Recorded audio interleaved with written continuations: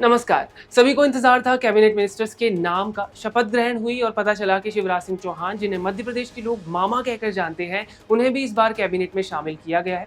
राष्ट्रपति भवन से सभी के पोर्टफोलियोज का खुलासा हुआ और शिवराज सिंह चौहान को मिली एग्रीकल्चर मिनिस्ट्री।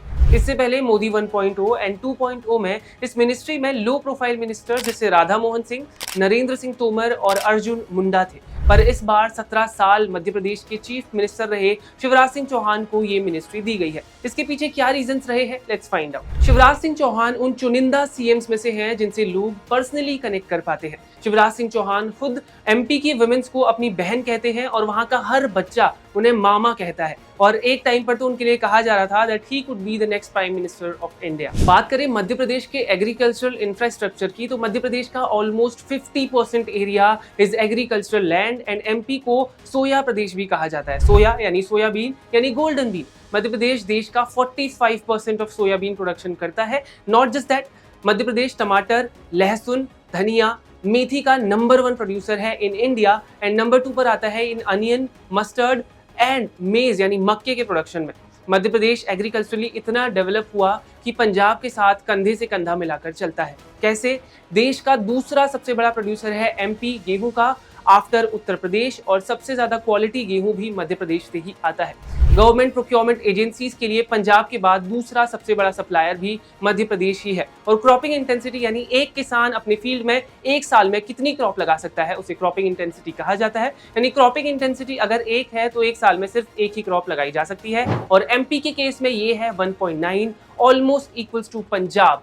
और ये सब हुआ शिवराज सिंह चौहान की लीडरशिप में। शिवराज सिंह चौहान को अनडिवाइडेड पंजाब के सीएम प्रताप सिंह कैरों से अक्सर कंपेयर किया जाता है। अक्सर लोग कहते हैं कि ग्रीन रेवोल्यूशन का फायदा पंजाब और हरियाणा के किसानों को ही हुआ है। पर ऐसा इसलिए हुआ क्योंकि प्रताप सिंह कैरों ने इसकी इंपॉर्टेंस को रियलाइज किया और ग्रीन रेवोल्यूशन के लिए अनडिवाइडेड पंजाब यानी आज के पंजाब और हरियाणा में ग्राउंड स्टैब्लिश किए, जिससे देश में ग्रीन रेवोल्यूशन इंट्रोड्यूस हो पाया। इसके अलावा पंजाब एग्रीकल्चरल यूनिवर्सिटी की स्थापना, पंजाब में ओसवाल और जयजीज जैसी इंडस्ट्रीज का स्टैब्लिश करना, प्राइमरी एजुकेशन को हर बच्चे के लिए फ्री बनाना, फ्रेगमेंटेड लैंड को कंसोलिडेट करके उसे इकोनॉमिकली वायबल बनाना और पंजाब में इरिगेशन फैसिलिटीज को बढ़ाना, यही सारे कामों की वजह से Pratap Singh Kairon was known to be a statesman and not a politician. तो सवाल यह है कि शिवराज सिंह चौहान को कंपेयर प्रताप सिंह कैरों से किया ही क्यों जाता था? शिवराज सिंह चौहान को प्रताप सिंह कैरों से कंपेयर किया जाता था इसलिए क्योंकि शिवराज सिंह चौहान की सरकार ने मध्य प्रदेश में कई सारे एग्रीकल्चरल रिफॉर्म्स किए,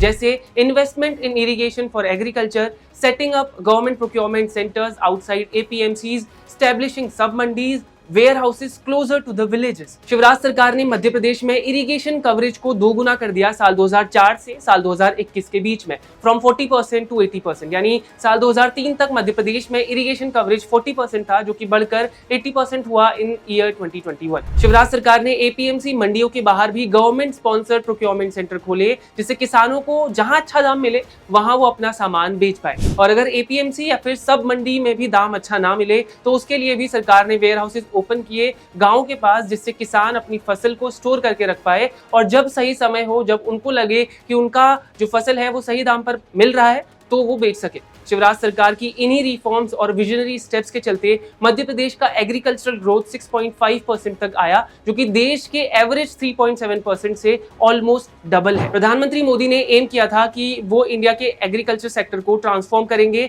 और अपने दूसरे टर्म के दौरान उन्होंने प्रॉमिस किया था कि उनकी सरकार किसानों की आय को 2 गुनी कर देगी, पर ऐसा कुछ भी नहीं हुआ। इसके अलावा continuous backlash from farmers protest और एग्रीकल्चर सेक्टर में मोदी सरकार को कोई खास सक्सेस नहीं मिली। हमारे पास एक तरफ जहां नितिन गडकरी जैसे रोड एंड ट्रांसपोर्ट मिनिस्टर हैं, जिन्हें ऑपोजिशन भी प्रेज करता है, उनके विजन को सुनकर लोग हैरान हो जाते हैं कि ये इंसान इतने दूर तक का कैसे सोच सकता है। ऐसे ही किसी मिनिस्टर की जरूरत थी इंडिया के एग्रीकल्चरल इंफ्रास्ट्रक्चर के लिए, और शिवराज सिंह चौहान का ट्रैक रिकॉर्ड इसे रीजनेबल भी बना देता है कि उन्हें ये मिनिस्ट्री क्यों दी गई।